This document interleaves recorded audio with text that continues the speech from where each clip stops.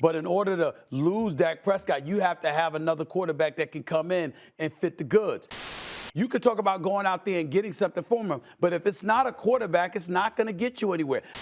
You can't let go of Dak Prescott on a maybe. There's nobody else. Maybe Baker Mayfield would have been in the conversation. Maybe Kirk Cousins would have been in the conversation. Bottom line is this. You lost me when you sat up there and said there's always somebody else. That is a ridiculous statement. And I just got one more thing to say. How about them Cowboys?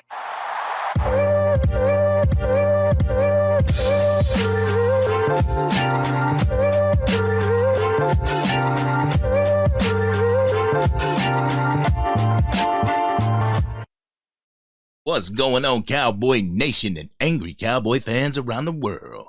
Y'all know who it is. It's your boy, the Angry Cowboys Fan, bringing you yet another video on our Dallas Cowboys. So if you're DC for life and ready to take the roller coaster we call Cowboys Nation, hit that subscribe button and drop a like on the video because it truly helps. You guys have no idea. On this morning's episode of First Take, Molly, Stephen A., Mad Dog Russo, and Dan Orlovsky talked about the conundrum, which is the Dallas Cowboys quarterback contract issue with Dak Prescott.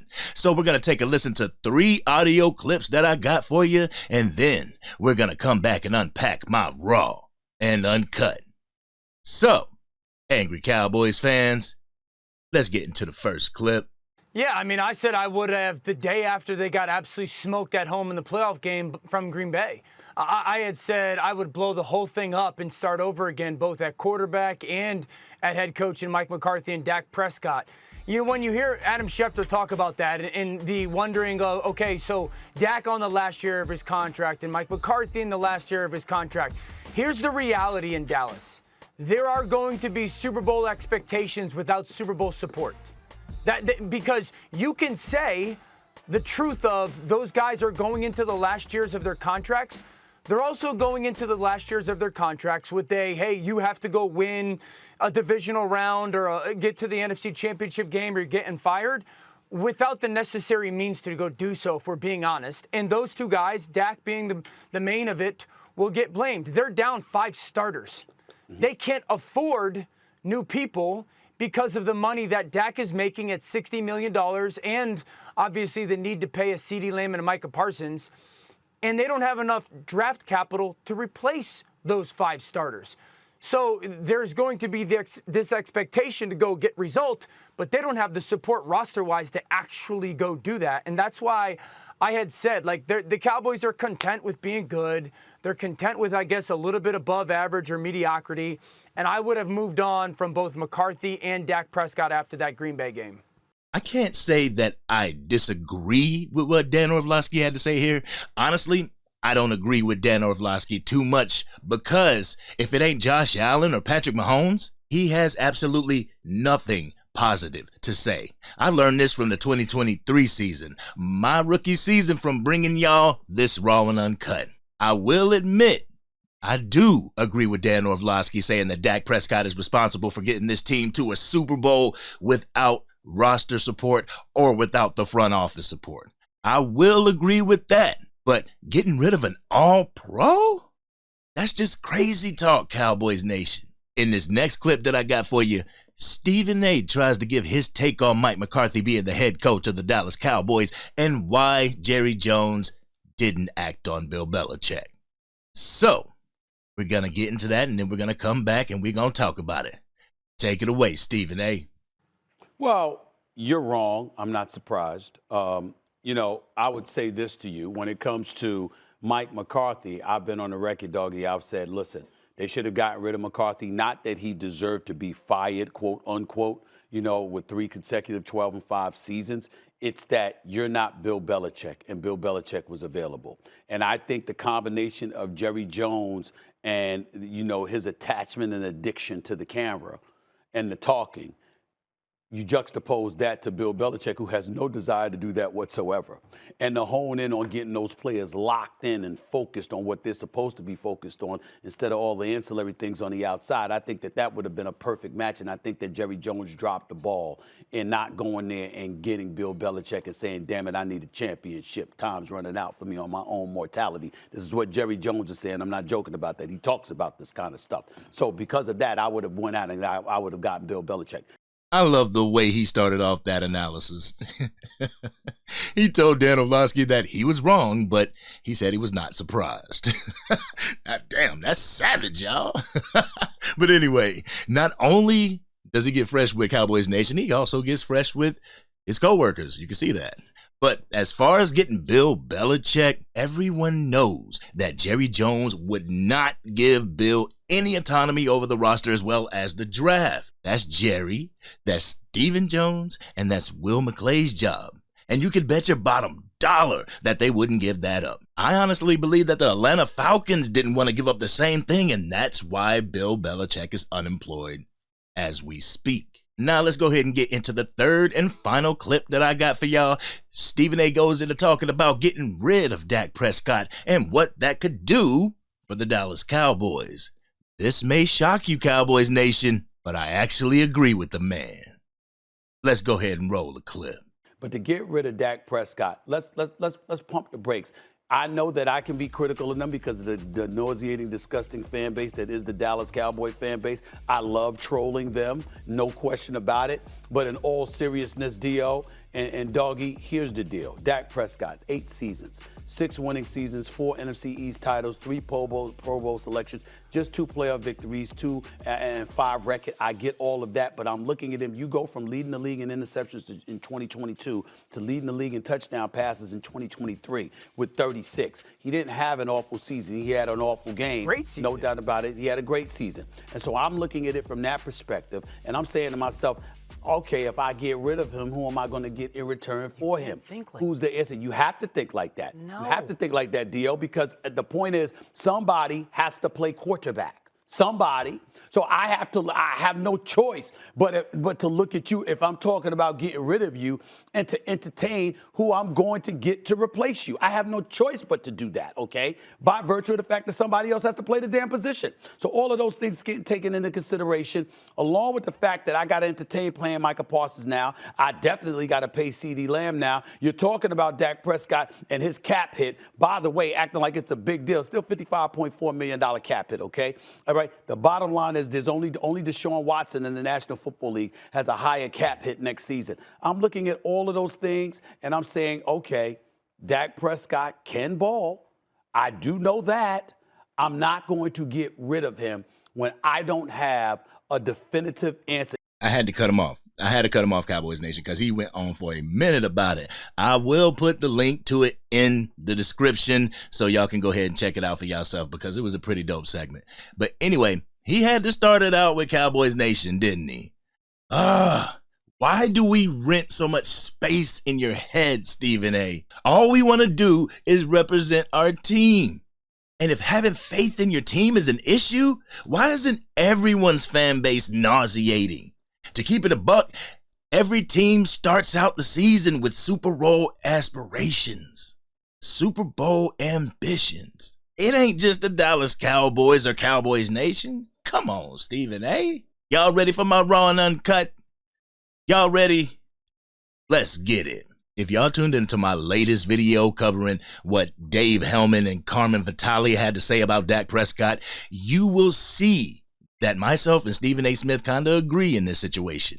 Holy shit. We agree on something. That's what I'm talking about. Even Mad Dog Russo agreed with Stephen A. Smith in that segment. Who else are you going to fill that role for the franchise quarterback? Even if you started searching after the Green Bay Packers loss, like Dan Orlovsky would suggest, you didn't have much to choose from. Kirk Cousins? Hasn't the part of Cowboys Nation who wants to get rid of Dak called Dak the Black Kirk Cousins? So how are you going to elevate the team that way? Dan Orlovsky said Baker Mayfield. The Tampa Bay Buccaneers is Baker Mayfield's what? 4th team since 2018. If it were up to Dan Orlovsky and some of Cowboys Nation, They would rather have a journeyman at the most important position on that team? Then if you didn't get it done, we'd be scrounging around for another quarterback yet again. Why do these Dak haters think it's so easy to go out and find a franchise quarterback? There are several NFL teams that are still looking for their franchise quarterback. The Denver Broncos, Las Vegas Raiders, New England Patriots, Pittsburgh Steelers, Tennessee Titans, Atlanta Falcons, Chicago Bears, Minnesota Vikings, New York Giants, Seattle Seahawks, and the Washington Commanders. That's 11 teams that are looking for a franchise quarterback. Washington has been looking for a franchise quarterback ever since Kirk Cousins went to the Vikings in 2018. It's not every day a franchise quarterback comes out of the 4th round of the draft. Want to tank this season for a number 1 overall pick or a top 5 pick in the draft? That's not guaranteed that that's going to work out for your team, y'all. Hence, Kenny Pickett, Bryce Young, Zach Wilson, Trey Lance, Justin Fields, Mac Jones, yes, Justin Herbert, Kyler Murray, Daniel Jones, Sam Darnold, Josh Rosen, Mitchell Trubisky. Should I continue, Cowboys Nation? Should I continue? This should show you Dak haters that it's the luck of the draw when you go to the draft. Who the hell knew that Brock Purdy, Mr. Irrelevant, would lead his team to the Super Bowl? If you could say that you knew that, then I know you're bullshitting. They could be a baller in college and then be a dud in the NFL. Why take the risk right now when you have a baller at your quarterback position? He may not be a baller to y'all because he hasn't fulfilled your expectations of the team getting to the Super Bowl, but his stats would beg to differ. I don't want this to be a Dak hater rant, but these Dak haters will be in the comment section comparing Dak Prescott to a Patrick Mahomes or a Tom Brady, comparing him to the elite players, but in the same sentence, say Dak's not elite or even great. Why are you comparing him to the best of the best then? Then y'all say Josh Allen is better than him, all because Josh Allen made it to 1 AFC championship, and since then, he has been pulling a Dak Prescott. Then the talks about trading Dak comes into play, even though he has a no-trade clause on his contract. Who are you going to trade him for even if he waives his no-trade clause? Nobody. The microwavable success that you guys think happens in the NFL is super, super rare. Thinking that you're going to find Dak Prescott's replacement this season or that he's in the building already is such a delusional statement, and the ACF family knows how much I hate to use that buzzword delusional, but it's true. Cowboys Nation is the only fan base that has members screaming to get rid of an all-pro quarterback and replace him with hopes, wishes, and maybes. If y'all haven't understood by now, an NFL team is a business that makes business decisions and moves. It would not be a great business move to get rid of an all-pro quarterback and not have a plan in place. Jerry Jones can't just say, let's get rid of Dak and figure out who we're going to replace him with after he's gone. That's super bad for business. And what's bad for business is bad for Jerry's bottom line. Also, if I were Micah Parsons or CeeDee Lamb, I wouldn't want to sign for a team that's currently in rebuild mode. I would want to move on and try to fight for a championship because this team ain't going to get a championship if it's going to rebuild, if it's going to blow up. But my take on it, I think they're just trying to rebuild but stay relevant in the eyes of the NFL and their fans. But that's my own personal opinion. If you really want the real, I believe that this front office has been and continues to set Dak Prescott up. Ever since he inked that last deal, it's been about getting his numbers down. Jerry admitted to his face that he overpaid him. So, each year, the Dallas Cowboys are going to roll out this product that is mediocre, have an impressive season, and they get bounced in the first or the second round and blame it on Dak. We'll only go as far as Dak takes us. You know what? I'm going to chill right here. I'm going to chill. I may make this a podcast episode, so make sure you stay tuned. I've said it before, and I'll say it again.